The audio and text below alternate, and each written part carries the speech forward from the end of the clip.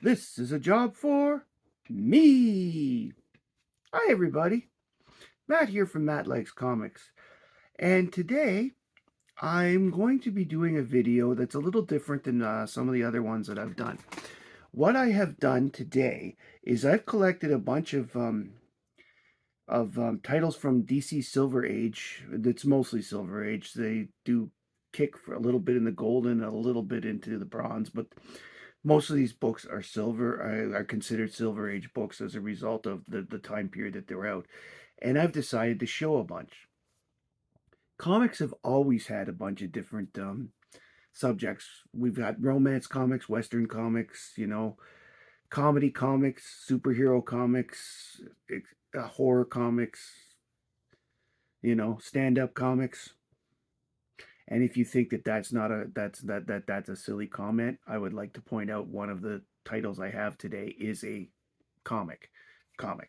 So there have been over the years many different titles, as I was saying, and not all of them, as I said, are necessarily related to the biggest ones that we know, superhero or romance and all that stuff. There's a whole bunch of different things. You've got the Archie comics, which is the teenagers, and DC had its own teenage books as well, like the Binky and some of the other ones like that. Scooter, I think, is another one.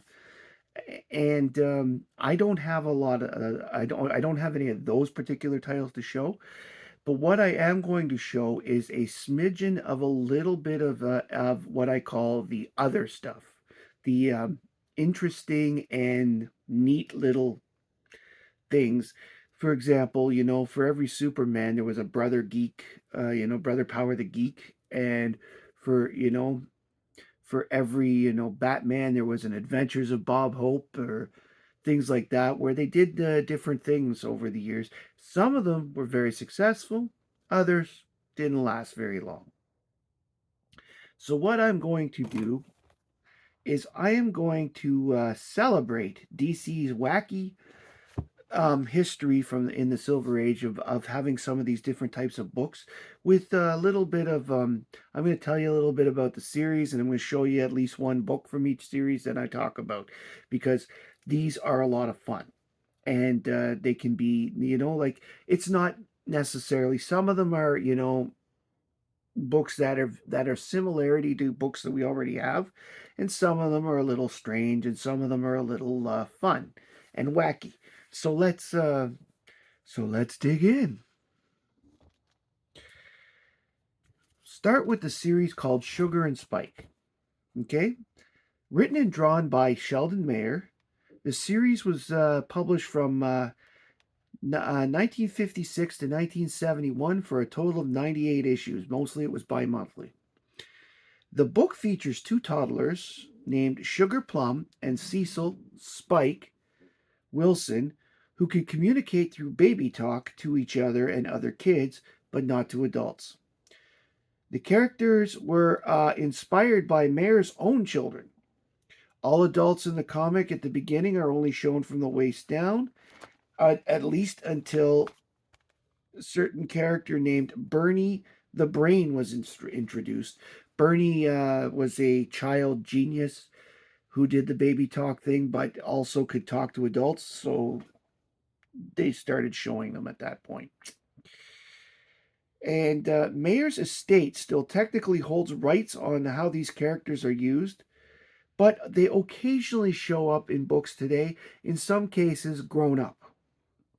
The feature was originally to be syndicated as a daily strip, but it wasn't able to get anybody interested in it, so it became a comic book instead.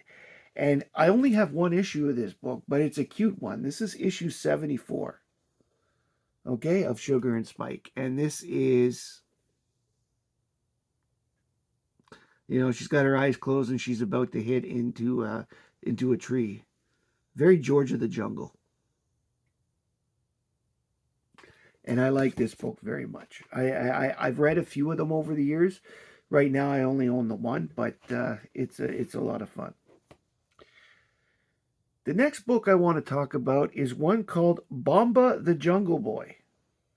It's based around a franchise that was active from 1926 until 1938 through movies and novels. Okay, and it started as a book series. Bomba had many movie serials and even a TV series before its comic debut in 1967. It only lasted 7 issues, and the book has left little impact except for those who collect Jungle Books and Silver Age DC. This book was written by Danny O'Neill and art was done by Jack Sparling. This is issue 4. It's a little bit of a good girl cover for the Silver Age, although not one of the best, but there's Bomba in the top. And they made this one a little more ridiculous than what was in the books in the 20s and the 30s. So it's more campy like Batman than it is Jungle Boy like the Bomba books. The next one I'm going to talk about is one that is a little more familiar to a lot of people. They're known as the Metal Men, a group of robot superheroes. And again, this is a superhero book, but it takes the genre in a different direction by making them robots. First appearing in Showcase 37 of March-April 1962, they were created by Robert Kanigher and Ross Andru. They are advanced artificially intelligent robots, and the original story was created as filler because they didn't quite have they had one issue they needed to fill with a story, and so this story became the one that did, which is why you'll notice that the Metal Men Showcase has one and then a gap and then 2 more, because they weren't sure if it was going to work on the first one, and sales were enough that they decided to give it another shot. The robots were gold, lead, iron, tin, mercury, and platinum, who was the only female robot. Tina believed that she was a real woman. By the way, Tina is known as Platinum is known as Tina in a lot of these stories. Tina believed she was a real woman and was in love with their creator, a man by the name of Dr. Will Magnus. Each member has the traits of the metal they're made out of. For example, mercury can be liquefied pretty quick, gold can stretch forever, and tin and platinum can be thinned out as much as possible. As an example, and lead is very strong and can stop radiation. After reappearing in showcases 38 through 40, so they got four tryouts. The Metal Men received their own title in May 1963. This series went 41 issues, then was on hiatus till 1973, eventually reaching 56 issues. Now, the only issue I was able to buy when I was searching for this was from the 73 revival. This is issue 44. And this is actually a reprint of issue 1 of the Metal Men.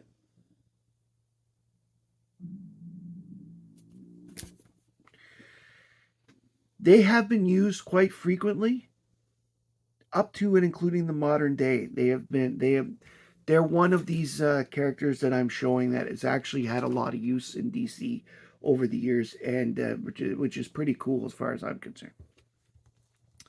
The next character, again, is a superhero, but not quite the same as everything else. And that person is Metamorpho. Created by Bob Haney and Ramona Frandon, Metamorpho debuted in The Brave and the Bold 57 of January 1965. Originally a treasure hunter named Rex Mason, in the employ of industrialist Simon Stagg, he was sent to find the Orb of Ra. The Orb of Ra, he found it, but it ended up turning him from human into this form that could use all the chemical elements in his body to transform into any shape he wished. Later, he got the power to become any chemical or metal needed that exists with his body changings. His first ongoing series debuted issue 1, July 1965, lasting 17 issues. During this series, he gets involved with Simon Stagg's daughter, Sapphire, who he eventually marries and has a son with.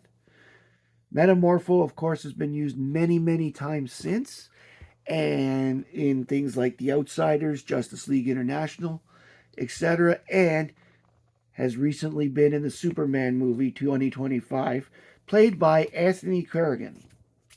This is the book I chose for Metamorpho because it's the only one I have from this series. Even though characters like Metamorpho have been around forever, I'm trying to concentrate on the Silver Age era. This is issue 7, and it's got a pretty good look of exactly how they do that sort of thing.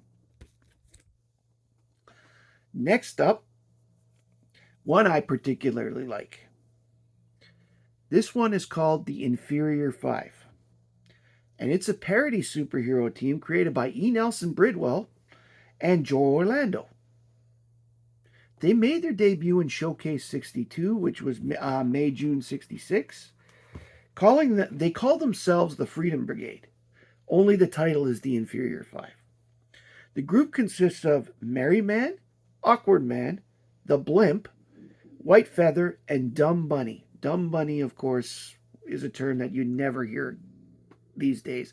It was a term back then for, a ditz or something like that. You'll never hear of anybody called that today. Early appearances of the team have a whole bunch of enemies that are done as parodies of Marvel characters such as the Hulk and Thor. They gained their own title in 1967 and was published for 10 issues ending in 1968, and then was revived for 2 issues in 72, which ended up being reprints. Other than connecting Dumb Bunny with as being the half sister of Angel from Angel of the Ape, they have only been used very sporadically since then, and usually as background characters as in jokes. One of the reasons given that they don't use them is that DC will never publish anything with the word inferior in the title again because they don't like the idea of that marketing. I got that quote from Steve Gerber, who gave that in an interview he did a few years back that I found online. So here we go. Here's the one book from the Inferior Five I have. This is issue 4. In this one, they end up with the Norse gods hanging around, and this is Thor that's dancing on the cover. This is the Blimp. This is Awkward Man. That's Merry Man. That's Dumb Bunny, and White Feather is behind him. Sorry. I got 2 left to go, I think. Nope, 3 to go. We got 3 more. I promise you'll like them. The next series that I'm going to show is called Beware the Creeper. Born Jack Ryder, a newspaper journalist, and created by Steve Ditko and Don Siegel, the Creeper debuted in Showcase 73, March 1968. And soon after got his own title called Beware the Creeper. Dennis O'Neil ended up writing the series, with Ditko continuing as the artist, and once in a while he threw plots at him. The first issue was cover dated June 1968, lasting only 6 issues. The Creeper's powers are physical in nature, and he becomes the Creeper by pressing a small activator device which activates his costume change and gives him the powers of enhanced strength, alarming stamina, durability, speed, agility. I don't know why it's alarming, but that's what I wrote. Speed, agility, reflexes, healing, and enhanced senses. This version of the Creeper remained until Crisis, and was used quite semi-frequently after Crisis as well. And the character, with changes, continues to be used to this day. They've changed it so that he's a split personality for the most part. Anyway, I have 2 of these. This is Beware the Creeper 3.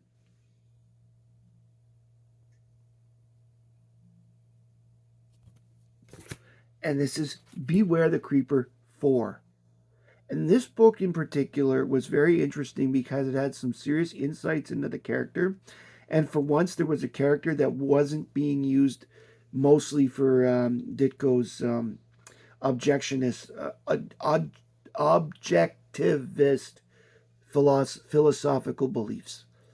Objectiveness. Ugh, I would just try saying that 25 times fast. Anyway, that was Beware the Creeper. One of that's actually one of my favorite things that Steve Ditko ever did. That and Hawk and Dove are both up there. Next up, remember I talked about in the intro about a comics comic. Well, this one is called The Adventures of Jerry Lewis. Starting as The Adventures of Dean Martin and Jerry Lewis from 1952 to 1957 for a total of 40 issues, the title became The Adventures of Jerry Lewis after the breakup of the Martin-Lewis comedy team.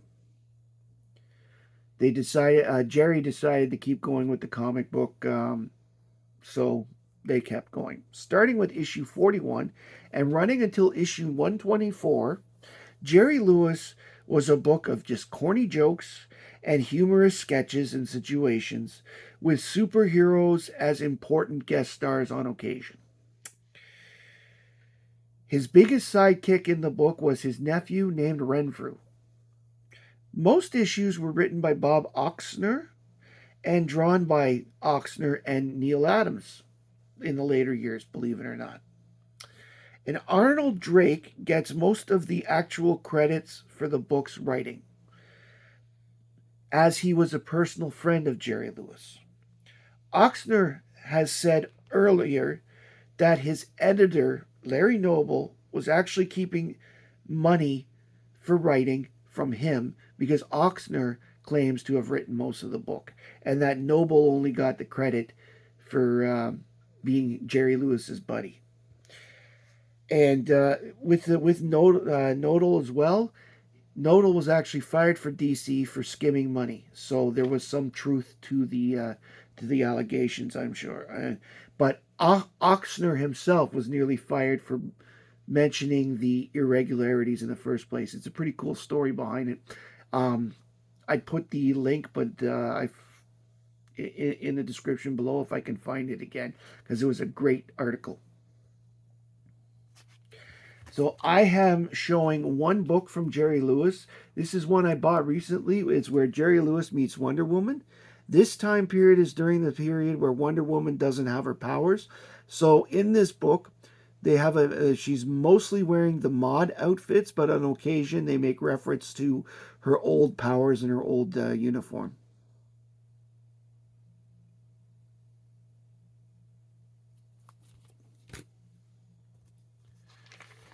And the last book that I am going to show and talk about is called The Fox and the Crow.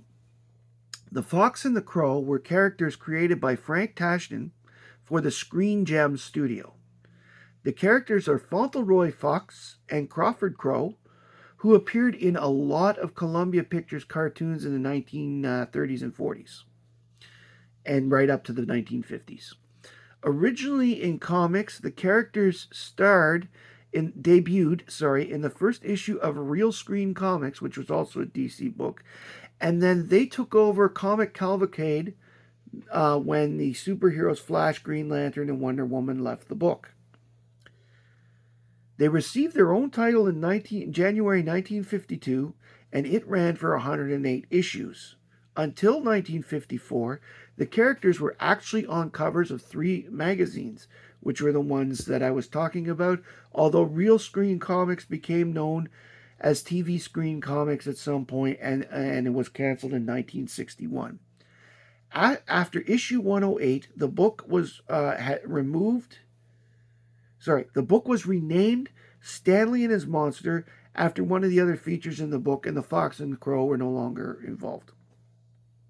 The Fox and the Crow have not appeared in DC Comics since, at least not in a actual way. They once in a while they're background characters again.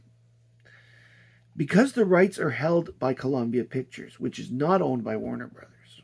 At least I couldn't find that. If I'm wrong, let me know in the comments.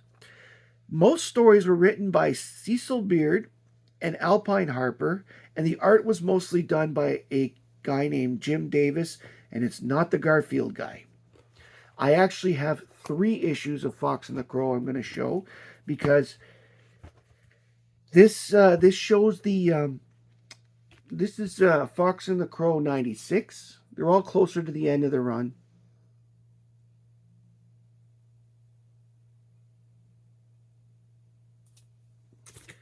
This is Fox and the Crow 102, where you can see Stanley and his monster has taken over the cover. But the Fox and the Crow still have a bigger imprint. And then this is issue 106, which is the 2 issues from before they switched to Stanley and his monster. And as you can see, the Fox and the Crow heading has gotten even smaller, and Stanley and his monster is getting even more press. This is 106. So these are the crazy DC comics, the non-stuff that I decided to show.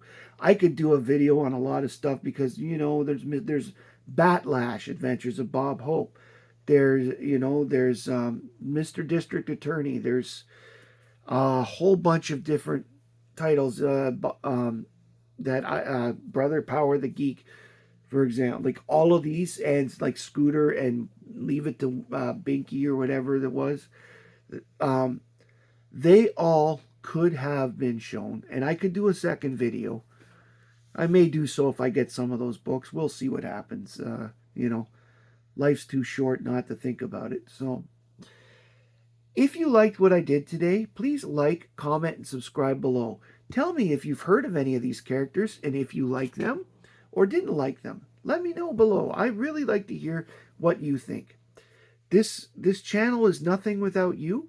So I really appreciate you taking the time to join me today and watch my video. My name's Matt. I like comics, and I hope you do too. Bye, everybody.